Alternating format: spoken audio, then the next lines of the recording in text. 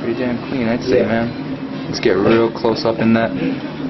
Yeah, you also got the other sneaker here, and you can see the back, what I wanted to show, and the light isn't that great, but the back right here, there's dirt here. There's dirt all over here. You can't, and here, you know, you see these little areas. Yeah, cleans it up too. It actually had it. You had that situation. Now, what ended up happening was Griffin, which is a white shoe polish, came out. No, it had been out. Now, what Griffin might have been used for, before I saw Griffin as that's a white business shoes. Like a white shoe paint. Oh yes, something of a white shoe. You know, like the old polisher. right. Disco shoes that they use. There you go, Capizios. Yes, stuff like that. So Griffin was already out. We're talking 1980, 81. I remember. That Griffin had been out for a while and it's still out. But what was interesting about Griffin is they had this applicator. It's like this bottle with this little slanted brush on the front. It's almost like a marker. And you could push. You had to push the tip down, bend it, and then the white ink or paint came out on your sneaker. Now it was not an opaque paint, to my knowledge, but it was a transparent type of white paint that you put on, and then you had to figure out a way to either buff it or let it dry or just cover that little thing I told you about right there. Now there's my right shoe. Now I think I've broken these before. I did some footwork in these. And these are a casual sneaker. I would not break in a white on white now. But when the moment presents itself, you ain't going to ask what you got on. Trust me, to this day, I ruined some of my favorite pairs of sneakers because the moment said, yo, you got to break right now. So, but I think for sure this mark right now is from me breaking. And it may have been a lapse in my footwork technique. Back in the days, it's important to note that I noted many times before is that my footwork improved because I didn't want to scratch my sneakers. So which means I became more like a hovercraft above the ground to try to miss those areas where I would scrape. And that improved my footwork a lot. That's why people started recognizing my footwork. That's why people started saying you look like you're not touching the ground. Because I really didn't want to ruin my sneakers. I wanted to look fresh. So that's a survival mechanism right there, which helped across the board.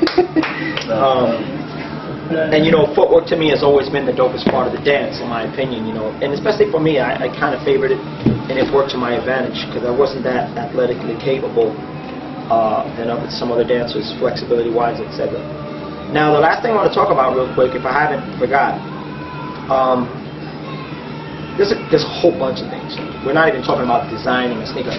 When the white on white first came out, I never forget, it was not out early. The white on white was a new thing. I remember I went to Juman's in the Bronx, and around my block nobody had it. In Uptown Manhattan, 98th Street, Amsterdam, I went to Juman's, and I was going to Juman's to buy sneakers in the Bronx on Simpson Avenue on the 2 train, because that's where you went to buy sneakers, and you can get a deal. You can get 30 straight, you can get 20 straight, whatever you buy, and they weren't going to tax you. It was Jewish guys, Jewish people owned the store. They called it Juman's. And it was a small little shop, and they had everything that people in the hood wore. If it was Timberland shoes back in the days, people don't know about that. Playboys, British Walkers, Lee jeans, Adidas nylon suits, regular Adidas suits, Campus, Azad, the Tigre shirts, members only jackets, the leather bombers with the fur, the leather pilot bombers, the shearlings, the sheepskins, 3/4 and 2/4 and 4/4 sheepskins, 3/4, 4/4 bombers, whatever it may be, Juman's had it. And that's where everybody went. But Juman's was dangerous. And there was a chance that if you went up there with a big bag coming out, they would wait for you to stick you up. And they would just rob you of your stuff. So you always went up there either strapped with an iron, with a gun, or a knife, or with fellas to protect yourself. I got approached, lucky with my man Nicky in the Juman's, and my man Nicky was from Elder Avenue, and he was savvy in the street, and we got away with it, but we were being stalked, and they were going to get us. I only had like a pair of sneakers and maybe a jacket or something in my bag. But this is real talk, 1981, 82, in the Bronx, close to the South Bronx. So the last thing that I was going to tell you about is that